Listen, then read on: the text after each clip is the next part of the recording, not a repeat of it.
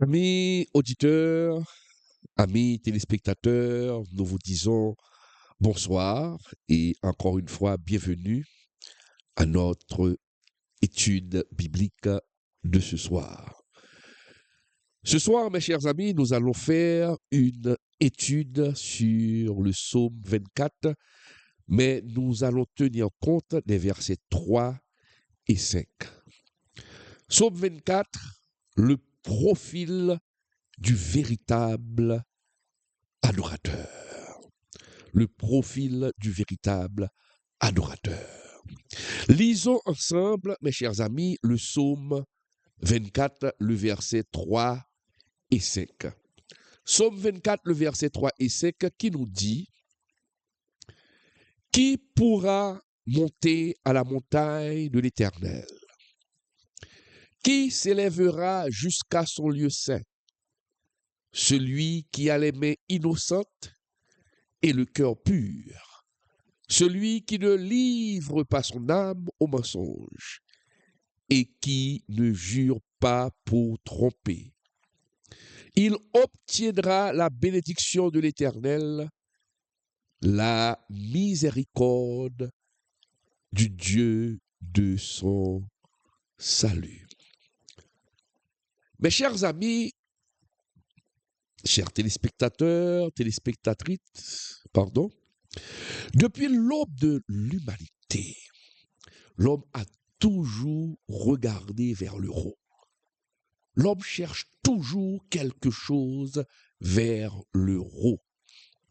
L'homme est toujours fasciné par les sommets. Lorsqu'on regarde, par exemple, l'Everest ou le Kilimandjaro, la montagne, mes chers amis, représente le défi.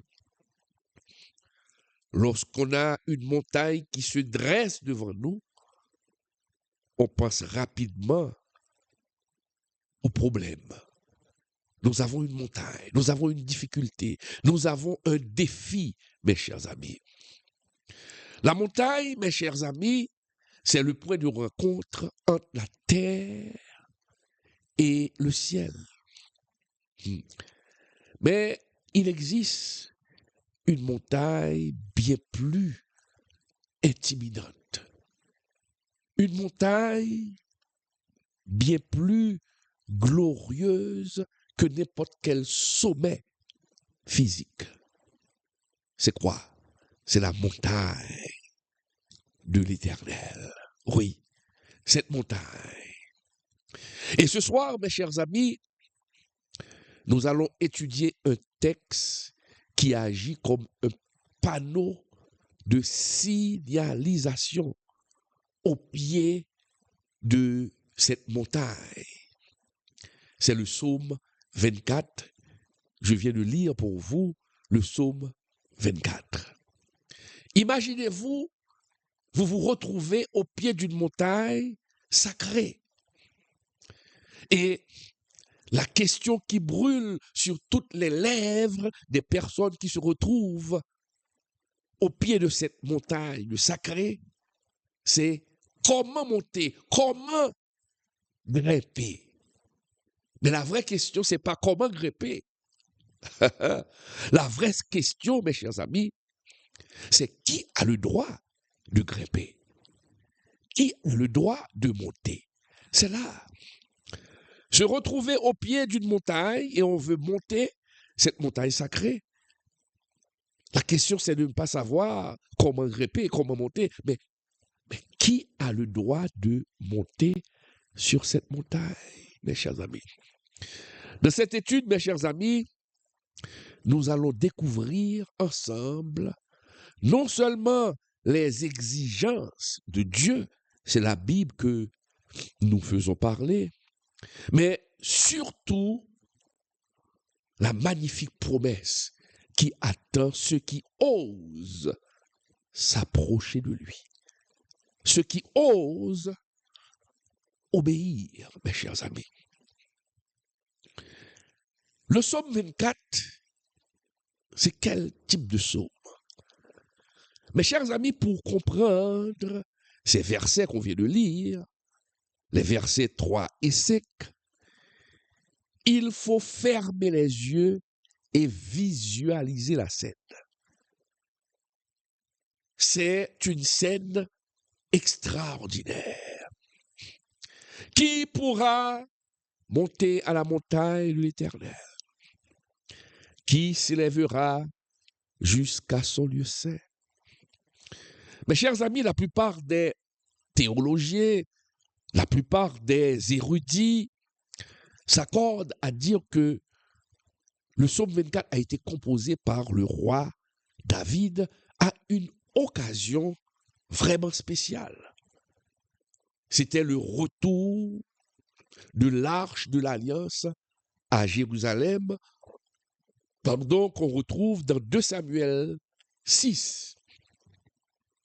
Mes chers amis, l'arche qui revient à Jérusalem, il faut imaginer le bruit, la poussière, la joie du peuple, mais aussi la crainte. Car l'arche de l'Éternel symbolisait la présence, sa présence. L'arche symbolisait la présence physique de Dieu. C'est ça. Et on amenait l'arche. Mes chers amis, vous devez savoir que Jérusalem est bâtie sur une élévation.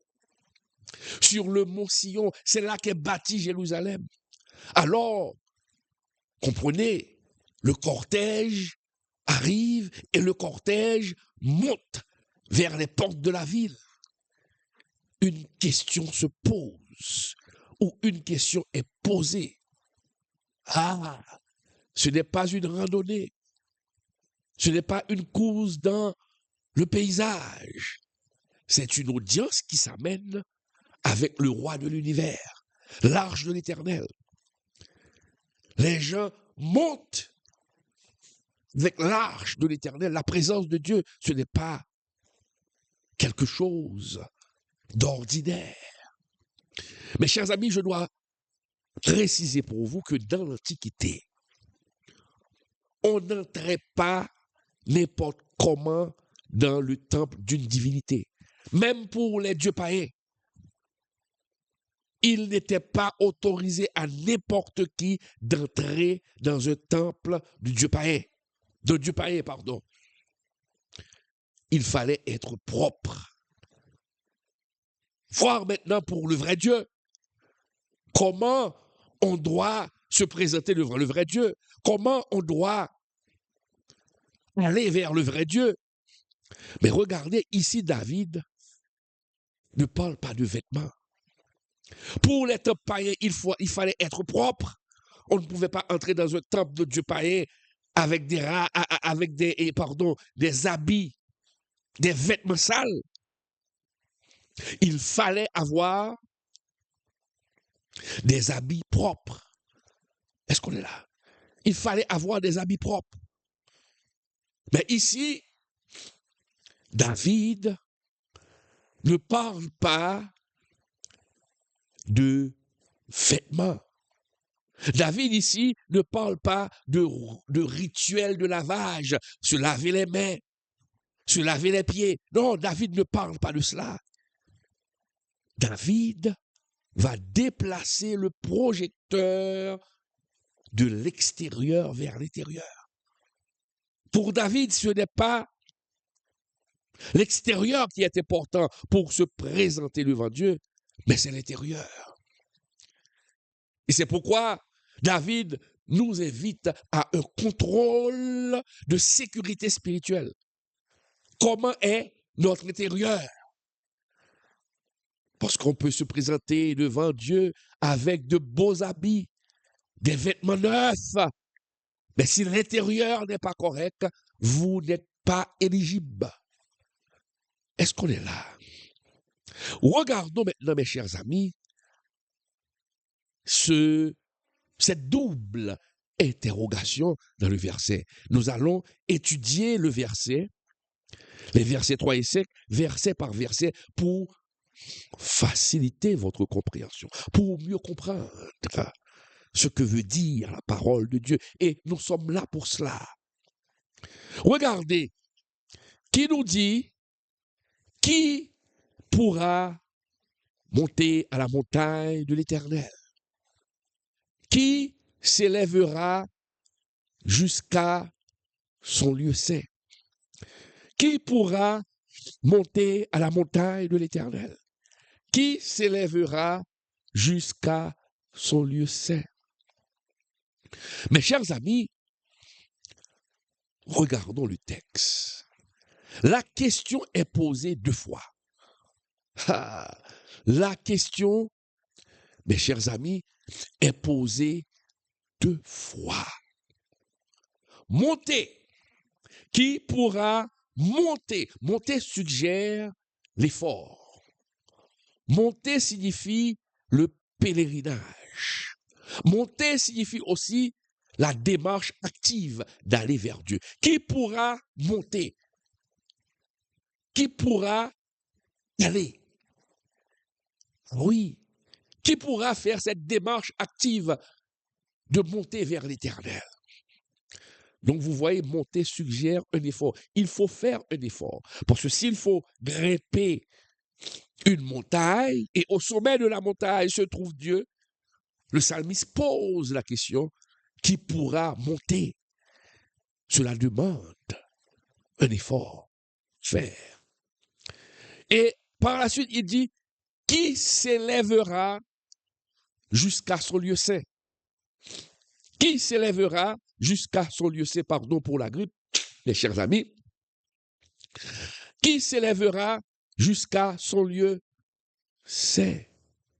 S'élever ou se tenir dans un lieu saint suggère la stabilité, le fait de demeurer en sa présence.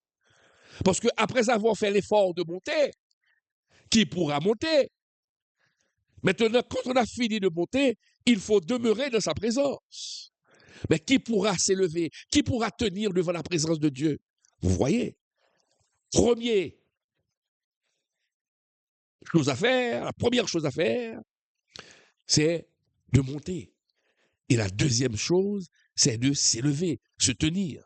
Et c'est pourquoi David, sous l'inspiration du Saint-Esprit, pose deux questions. Qui pourra monter à la montagne de l'Éternel? Qui pourra se tenir dans la présence de l'Éternel? Est-ce qu'on est là?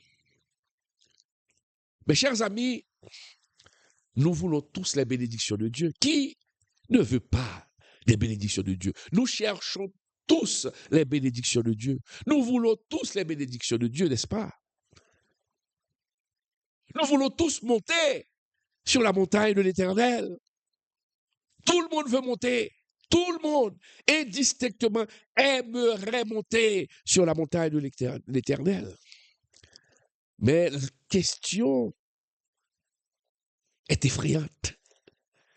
La question est effrayante. Là, il est dit, qui pourra monter? Cela veut dire, est-ce que nous sommes compatibles avec la sainteté de Dieu? Qui pourra monter à la montagne de l'Éternel? Est-ce qu'on est compatible à la sainteté de Dieu? Ah, mes chers amis, la montagne de Dieu n'est pas un club social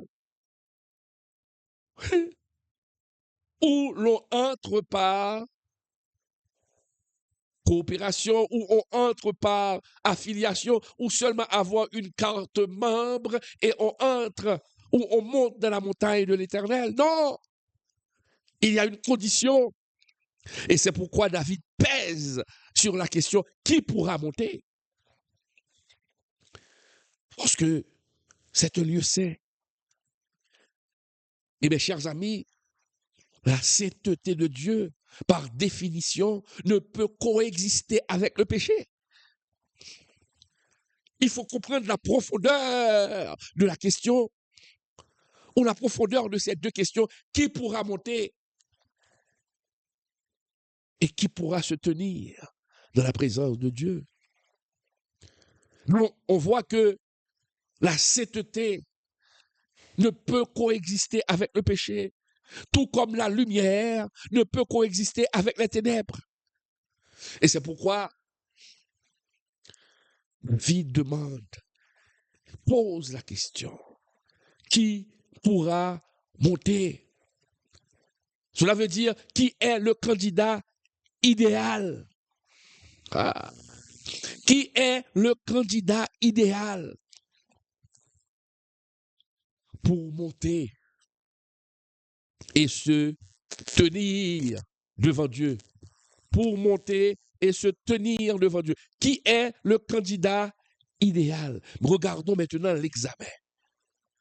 Après avoir posé ces deux questions vitales, voici la réponse que David donne. David dresse le portrait robot de l'adorateur en 4 traits distincts. David dresse le profil du candidat en 4 traits distincts. Ce n'est pas une liste de choses à faire. Ah, ici, David ne donne pas une liste. Ah, pour grimper à la montagne de l'Éternel, pour monter à la montagne de l'Éternel, tu vas chercher quelque chose. Tu vas faire ça, tu vas faire ceci, tu vas faire cela. Non! David ne dresse pas une liste des choses à faire, mais c'est une liste de ce que nous sommes. C'est une liste de ce que nous sommes. Ce que vous êtes.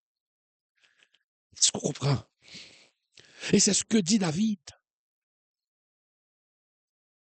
Celui qui a l'autorité ou qui a l'autorisation de monter à la montagne de l'Éternel, il doit être quelqu'un de bien.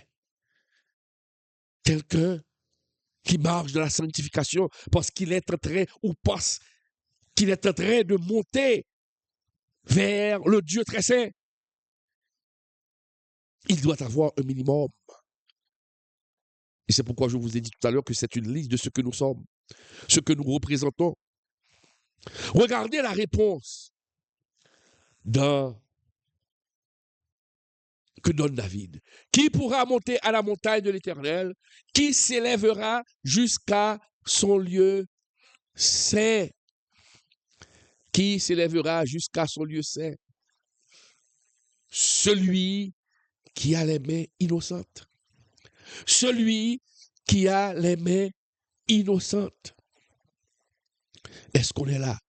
Celui qui a les mains innocentes. Qu'est-ce que cela veut dire?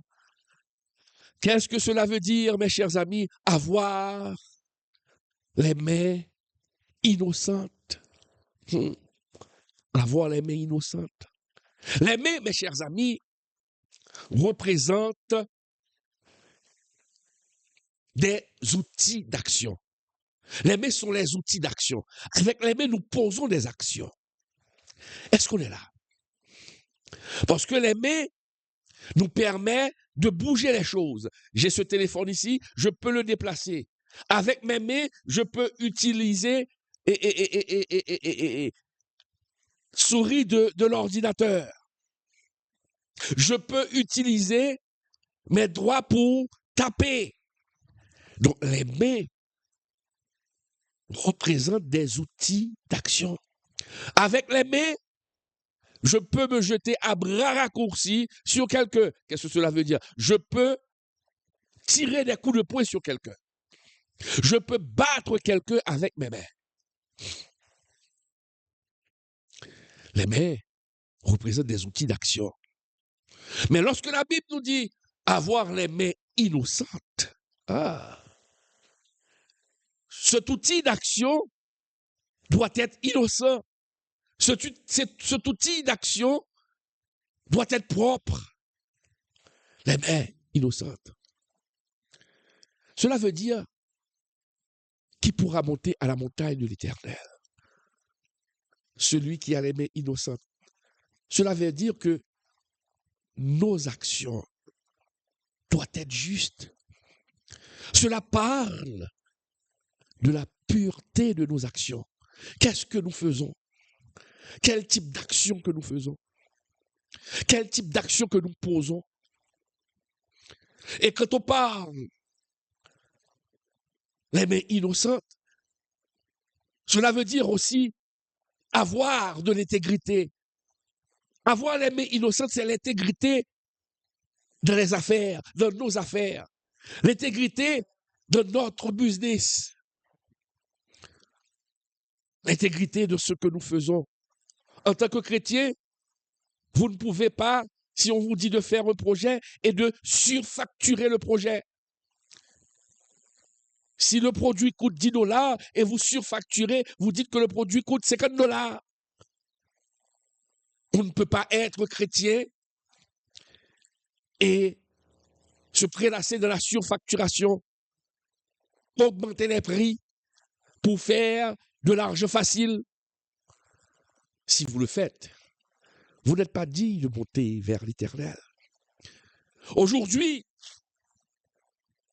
on ne parle pas de la montagne de l'Éternel pour aller vers l'Éternel, mais l'Église représente cette montagne.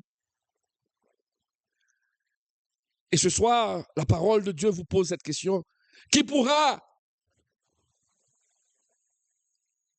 aller à l'Église? Qui pourra prier à l'Église? Qui pourra adorer à l'Église? Celui qui a les mains innocentes. Mes chers amis, comment être à l'Église chaque dimanche? Et il y a ceux et celles qui se trouvent sur la chair. Et vos actions ne sont pas conformes à la parole de Dieu. Vous volez. Vous détruisez d'autres personnes avec votre langue. Et chaque dimanche, vous pensez pouvoir monter à la montagne de l'Éternel. Vous pensez pouvoir être à l'église. Vous pensez avoir l'autorité, l'autorisation de se tenir devant le Dieu saint en dépit de vos sales actions. Et c'est ce que pose David. Qui pourra monter à la montagne? Les mains innocentes représentent l'action.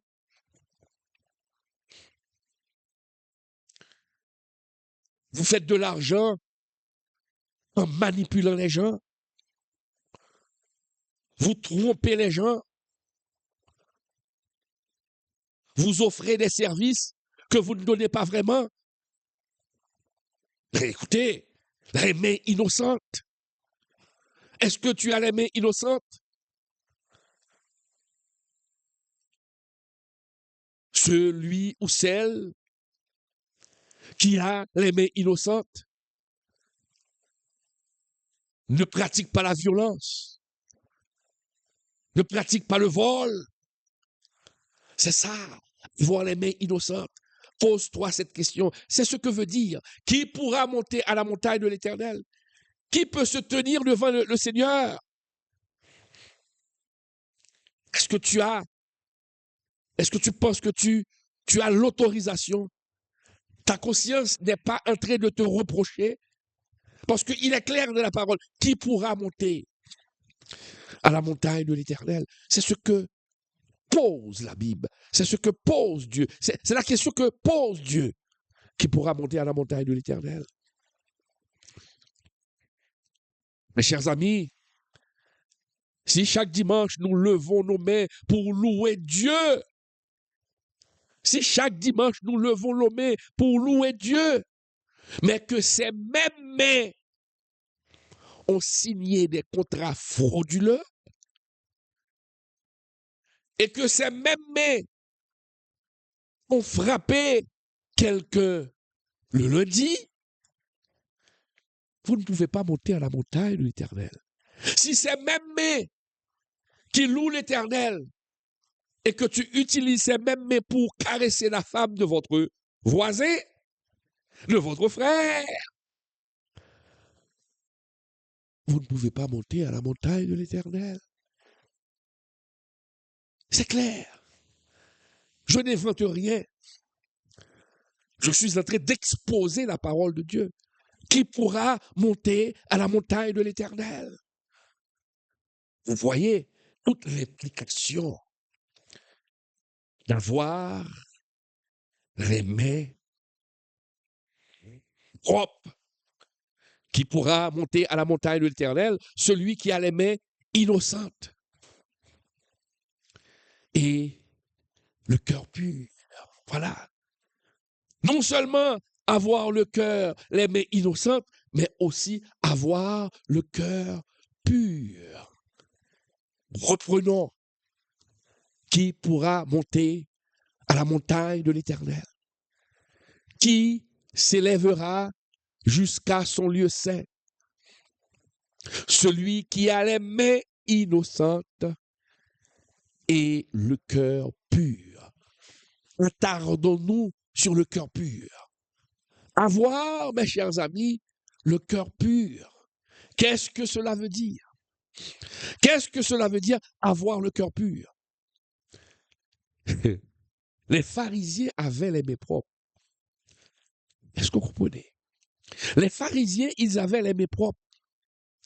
Les pharisiens se lavaient tout le temps. Ils se lavaient tout le temps pour se présenter devant Dieu. Mais regardez, malgré que les pharisiens se lavaient tout le temps,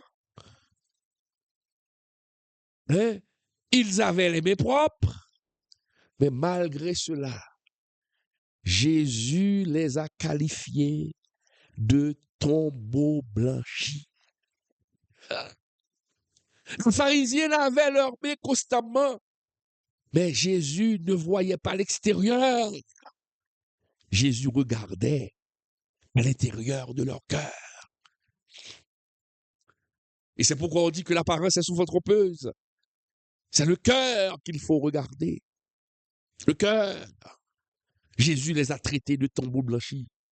Mes chers amis, dans la Bible, quand on parle de cœur, dans la Bible, le cœur est le siège de la volonté, le siège des émotions, le siège de l'intelligence. Dès qu'on parle de cœur dans la Bible, avoir le cœur pur,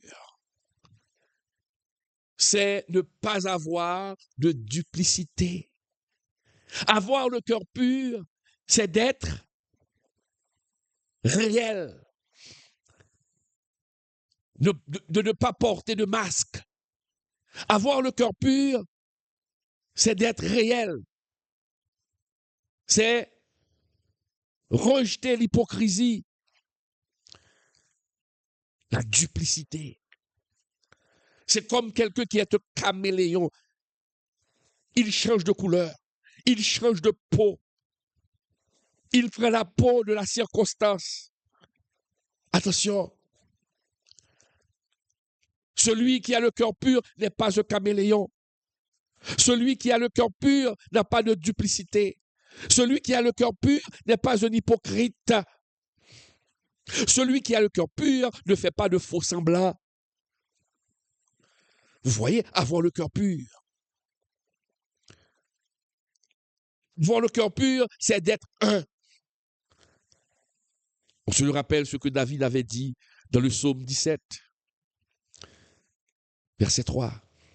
Seigneur, si tu me visites la nuit, si tu sonnes mon cœur, tu ne trouveras rien, car ma pensée n'est pas autre de ce qui sort de ma bouche. Il est un. Celui qui a le cœur pur, ce qu'il pense, c'est ce qu'il dit. Et ce qu'il dit, c'est ce qu'il fait. Avoir le cœur pur. Avoir le cœur pur, c'est faire le bien pour la gloire de Dieu, non pas pour notre gloire. C'est faire le bien pour la gloire du Tout-Puissant, non pas pour être vu des hommes. C'est la transparence totale. Avoir le cœur pur. C'est ça. Vous voyez? Qui pourra monter à la montagne de l'Éternel. Qui s'élèvera jusqu'à son lieu saint. Celui qui a les mains innocentes. Celui qui n'est pas frauduleux. Qui n'est pas un homme frauduleux. Qui n'est pas une femme frauduleuse. Qui ne vole pas. Qui ne fait pas de surfacturation. Qui ne tue pas. Et avoir le cœur pur, c'est d'être réel, de n'être pas être un chrétien, mais en réalité, vous êtes un loup. Vous désobéissez à la parole de Dieu. C'est ça. Avoir le cœur pur, c'est éviter la duplicité, éviter d'être caméléon. C'est ça, avoir le cœur pur. Qui pourra aller à l'église? Qui pourra gravir la chair de l'église? Celui qui a les mains innocentes et le cœur pur. Mais malheureusement, de nos jours, on voit beaucoup d'hypocrites sur la chair, beaucoup de voleurs sur la chair, beaucoup d'adultères. Il y a même ceux qui pratiquent des relations contre nature et qui chantent pour la gloire de Dieu sur la chair. Il y a même ceux qui prêchent pour la gloire de Dieu et ils sont des homosexuels.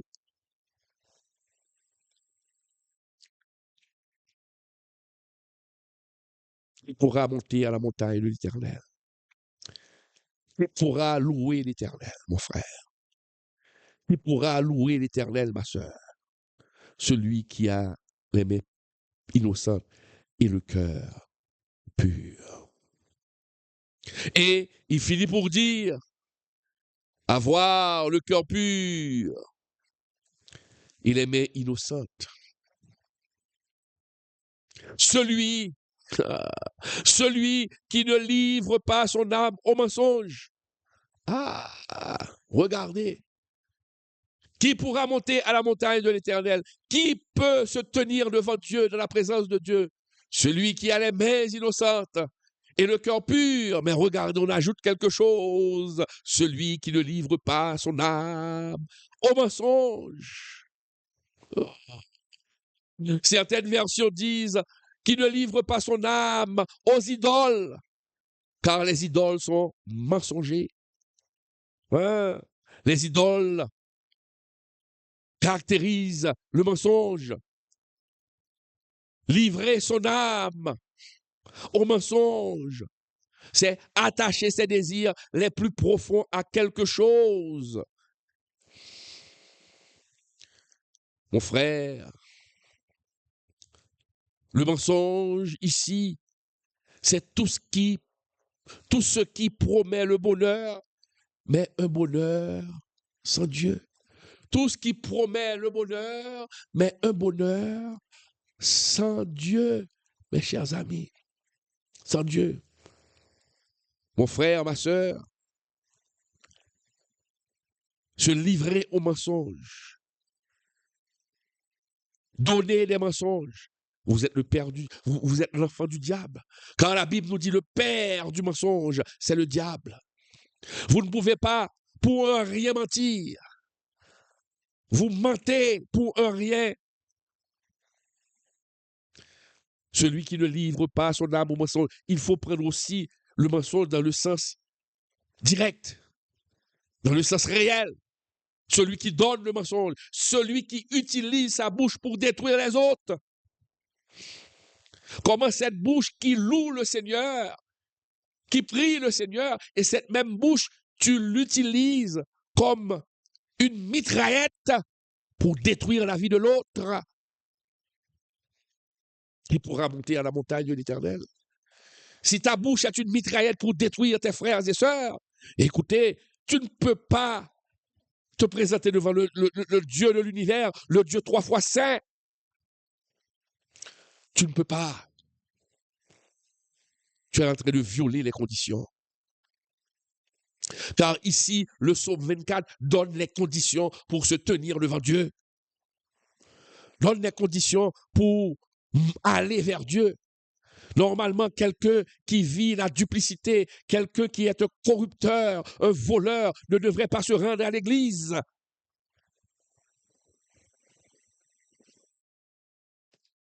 Est-ce qu'on est là? Il faut cesser. Non seulement cesser de nous livrer au mensonge, mais aussi à l'idolâtrie, mes chers amis. Aujourd'hui, nous ne nous prosternons pas devant les statues de bois, mais malheureusement, nous livrons notre vie. Nous livrons notre vie. Nous livrons notre âme à la carrière nous livrons notre âme à la carrière. Et c'est ce qui arrive aujourd'hui, mes chers amis. Nous livrons notre âme au compte en banque. Ah oui. Ah oui. Nous livrons notre âme à l'image que nous projetons sur les réseaux sociaux. Nous nous attachons à des choses. Vous êtes en train d'idolâtrer. Mon frère, si votre bonheur dépend d'une chose qui n'est pas Dieu, vous avez livré votre âme au mensonge. Vous voyez le sens du mensonge ici. Vous avez livré votre âme au mensonge. Peut-être vous allez me dire, je n'ai pas menti, mais le fait de t'attacher à quelque chose plus que Dieu, vous livrez votre âme au mensonge. Vous êtes un idolâtre, donc vous ne pouvez pas monter à la montagne de l'Éternel, voire vous tenir devant la présence de l'Éternel. Eh oui, eh oui. Vous voyez les conditions. Des fois, on vous cache les conditions. Servir Dieu, cela demande un sacrifice. D'ailleurs, Jésus, pour nous délivrer de la mort, il a donné sa vie. Il a fait un sacrifice. En retour, nous devons aussi faire un sacrifice pour nous éloigner du péché, pour être acceptés de la présence de Dieu. Et aujourd'hui, il y a tellement d'audacieux. Il y a tellement d'audacieux qui lèvent les mains, qui chantent et même qui pleurent. Et pourtant, ils sont des fiefs menteurs. Ils sont des corrupteurs. On ne se moque pas de Dieu. Ce que l'homme aura semé, il le moissonnera, mes chers amis. Donc vous voyez, qui ne livre pas son âme au mensonge. Vous comprenez ce que veut dire mensonge ici? Idolâtrie, mensonge dans le sens réel du terme. Il faut toujours dire la vérité. Il faut toujours dire la vérité. Il est dit encore dans ce passage, regardez, celui qui ne livre pas son âme au mensonge et qui ne jure pas pour tromper. Voilà. Qui ne jure pas pour tromper, mes chers amis. Qu'est-ce que cela veut dire? Cela veut dire, mes chers amis, l'intégrité verbale. L'intégrité verbale. Ah. Mes chers amis, la parole, le serment. Aujourd'hui, nous vivons dans une société où la parole ne vaut plus grand-chose. Quand quelqu'un vous donne sa parole, ce même quelqu'un va violer sa parole. Aujourd'hui, mon frère, ma soeur, Dieu cherche des hommes dont le oui est oui. Voilà. Dont le oui est oui. Dieu cherche des hommes qui ne manipulent pas la vérité pour obtenir un avantage. Et si tu manipules la vérité pour obtenir un avantage, tu ne peux pas te tenir devant le Seigneur. Tu ne peux pas monter à la montagne de l'Éternel. Celui qui falsifie la parole, celui ou celle qui tord de la parole, qui invente de nouvelles révélations, qui cherche à plaire, qui cherche à séduire, et pourtant qui ne prêche pas la parole sans compromis, cette personne ne peut pas monter à la montagne de l'Éternel, voire se tenir devant l'Éternel, qui ne jure pas pour tromper. Aujourd'hui, malheureusement, il y a beaucoup de pasteurs, beaucoup de prophètes, beaucoup d'apôtres, et j'en passe, qui trompent les gens par la manipulation de la parole. Qui trompent les gens par la manipulation de la parole. Mes chers amis, Dieu vous parle à travers cette étude ce soir, et qui ne jure pas pour tromper. Mes chers amis, si nous sommes honnêtes, à ce stade, mes chers amis de l'émission, nous devrions tous éteindre notre télévision en ce moment et baissez la tête. Baissez la tête. Pose-toi la question, est-ce que j'ai les mains innocentes? Est-ce que j'ai les mains innocentes? Est-ce que j'ai les mains parfaitement innocentes? Qui me regarde en ce moment? Pose-toi cette question. Est-ce que tu as les mains parfaitement innocentes? Pose-toi cette question. Prenons un temps pour réfléchir. Prenons un temps. Prenons quelques secondes pour réfléchir. Pose-toi cette question. Est-ce que tes mains sont parfaitement innocentes? Est-ce que tu as un cœur pur? Je te pose la question. Le Saint-Esprit te pose la question. Tu ne peux pas te tromper et tu ne peux pas tromper Dieu.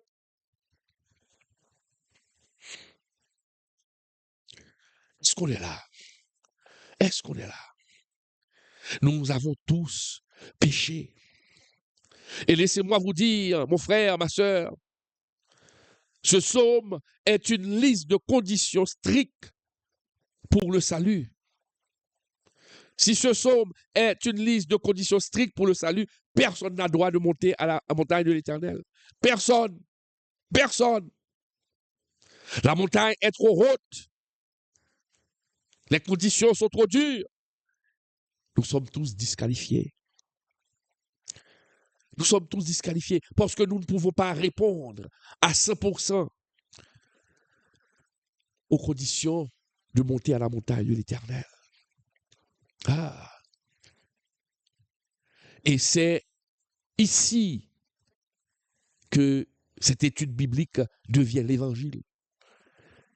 Si nous n'avons pas la capacité, si nous ne sommes pas capables de répondre à ces conditions, mon frère, ma sœur, il y a un homme dans l'histoire qui a gravi cette montagne parfaitement. Il y a un homme dans l'histoire qui a gravi cette montagne parfaitement. Un seul qui vraiment avait les mains innocentes. Et les mains innocentes de cet homme, il a guéri. Cet homme vraiment avait un cœur pur, sans duplicité, parce qu'il a obéi au Père. Un homme qui n'a jamais livré son âme au mensonge. Il a résisté à Satan au désert. Son nom est Jésus-Christ. Si tu n'as pas la capacité de monter à la montagne de l'Éternel par tes propres forces, jette-toi aux pieds de Jésus et il te donnera la force. Et il montera avec toi.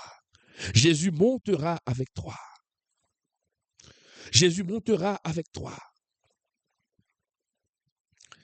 Oh, on vient de voir les conditions, mais nous sommes tous des pécheurs. On n'aura jamais les mains innocentes à 100% parce que nous sommes pécheurs. Mais nous devons faire l'effort. Au moins d'avoir les mains propres à 70%, 80%, d'avoir un cœur pur à 70%, à 80%. Parce que nous sommes des pécheurs. Mais quand nous associons nos 80% ou nos 70% avec le sacrifice de la croix, nous pouvons monter à la montagne de l'Éternel. Est-ce qu'on comprend? Et c'est pourquoi Jésus dit, sans moi, vous ne pouvez rien faire. Sans moi, vous ne pouvez rien faire. Non. Pour toi, aujourd'hui, chrétien, ce texte ne doit pas mener ou te mener au désespoir. Mais ce texte doit te mener à Jésus. Le minimum d'effort que tu as fait, tu dois l'associer au sacrifice de la croix pour que tu puisses être accepté devant Dieu. Nous montons à la montagne de l'Éternel, non pas à partir de nos propres performances,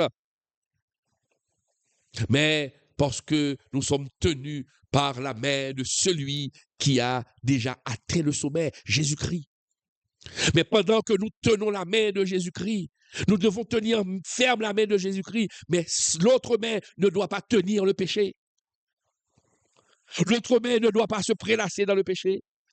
L'autre main ne doit pas se trouver, de trouver le plaisir de rester dans le péché.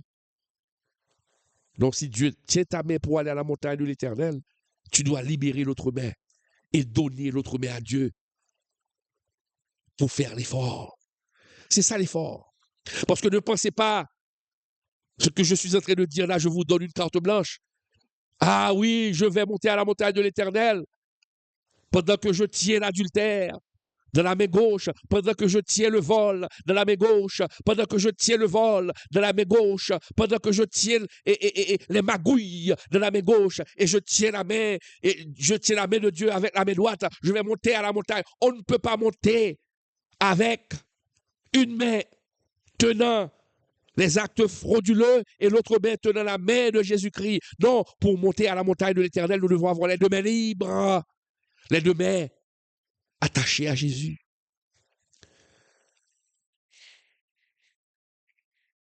Est-ce qu'on est là? Celui qui a déjà atteint le sommet, Jésus-Christ, il nous revêt de sa pureté.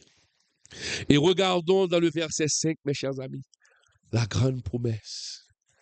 Dans le verset 5, il est dit, « Et il obtiendra la bénédiction de l'Éternel. » Il obtiendra la bénédiction de l'Éternel, la miséricorde du Dieu de son salut, ou la justice. Certaines traductions disent, il obtiendra la justice de l'Éternel.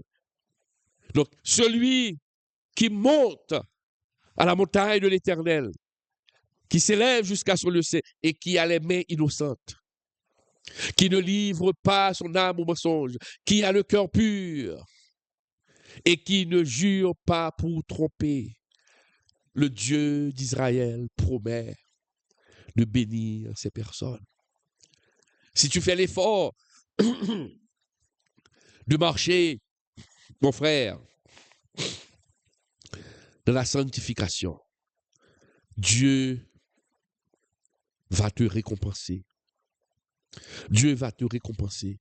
Il obtiendra la bénédiction de l'Éternel. Dieu va te bénir.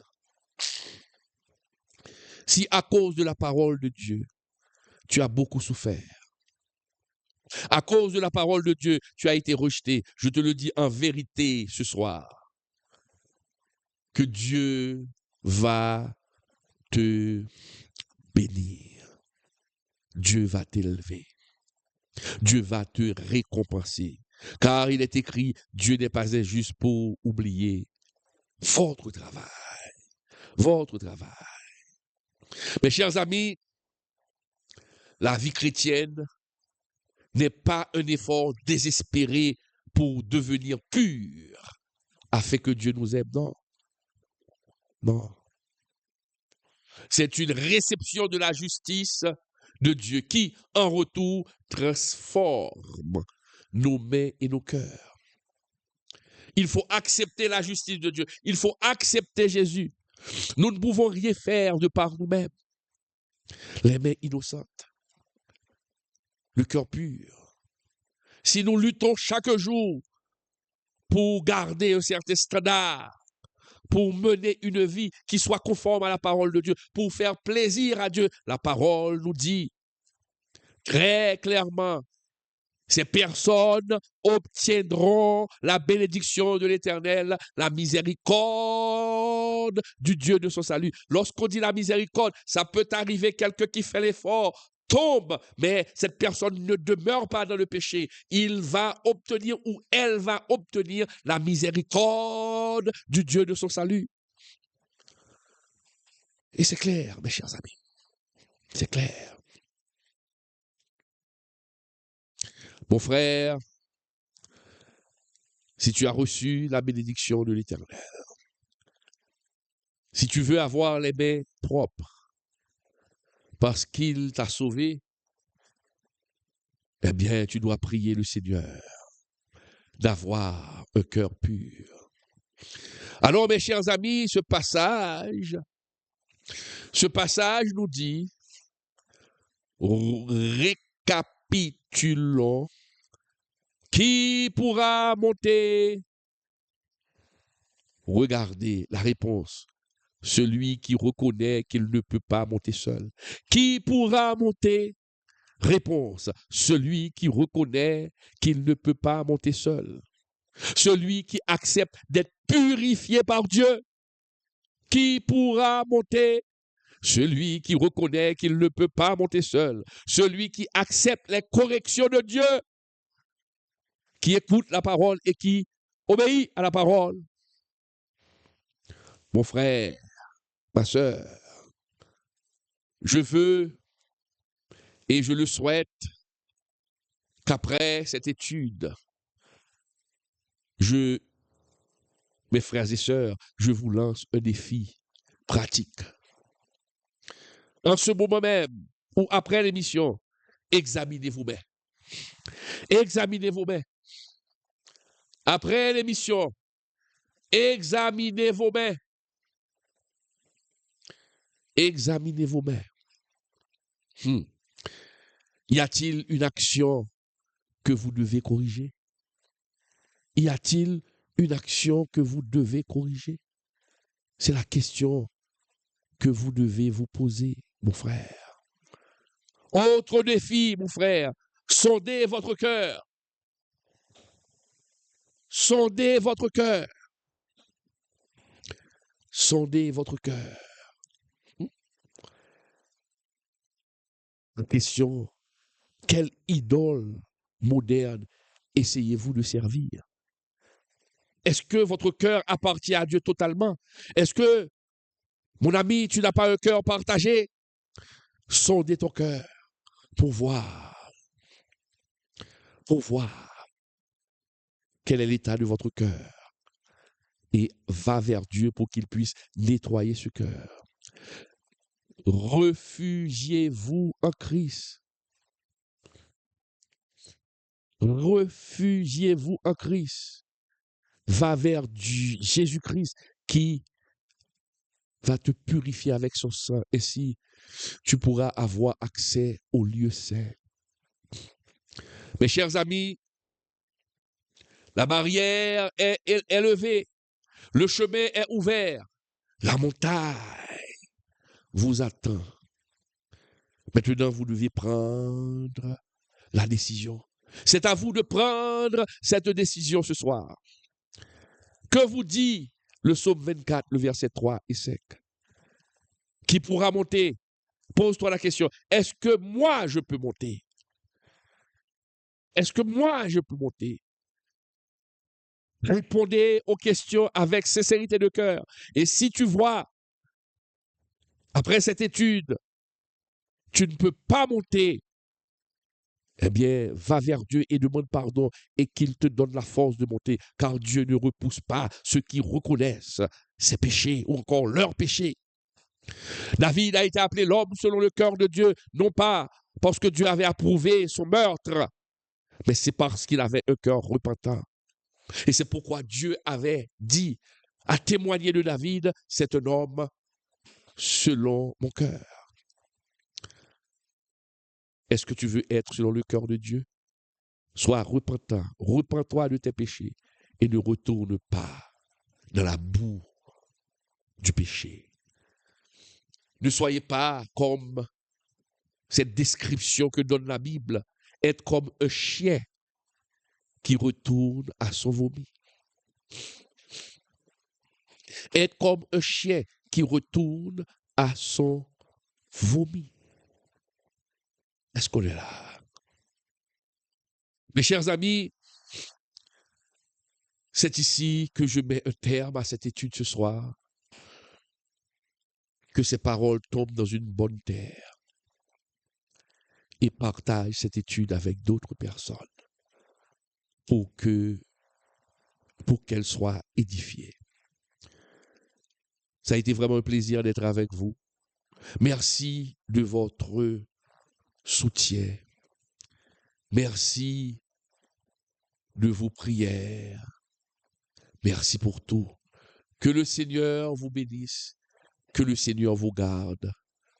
Je vous donne rendez-vous pour une plus prochaine fois avec l'étude biblique avec le pasteur Claude Emmanuel Camille. Bye bye. Pourquoi faut-il soutenir ceux qui prêchent la parole? Savais-tu que la Bible enseigne qu'il faut soutenir ceux qui nous enseignent la parole? Et tu vas voir pourquoi c'est important. Dans Galates 6:6, il est écrit « Que celui à qui l'on enseigne la parole fasse part de tous ses biens à celui qui l'enseigne. » Cela signifie que lorsqu'on reçoit un enseignement spirituel, il est normal d'aider ceux qui nous instruisent. Dans 1 Corinthiens 9:14, Paul rappelle « Le Seigneur a ordonné à ceux qui annoncent l'Évangile de vivre de l'Évangile. Jésus lui-même a prévu que ceux qui consacrent leur vie à prêcher doivent pouvoir en vivre. » À l'époque biblique, les apôtres voyageaient et dépendèrent des dons des croyants pour continuer leur mission. Aujourd'hui, c'est pareil. Pasteurs, évangélistes, créateurs de contenu chrétien. Ils passent du temps à enseigner et ont besoin de soutien pour continuer. Comment appliquer ce principe? En les soutenant par des dons, en priant pour eux, en partageant leur contenu et en les encourageant. Et toi, connais-tu quelqu'un qui enseigne la parole et que tu pourrais bénir aujourd'hui? Depuis 2012, le pasteur Claude Emmanuel Camille proclame l'Évangile sur le net, apportant le message de Jésus-Christ à travers le monde. Aujourd'hui, vous pouvez jouer un rôle dans ce ministère en contribuant financièrement. Dans 1 Corinthiens 9, le verset 14, l'apôtre Paul nous rappelle que le Seigneur a ordonné à ceux qui annoncent l'Évangile de vivre de l'Évangile. En soutenant ce ministère, vous devenez un partenaire dans l'œuvre de Dieu.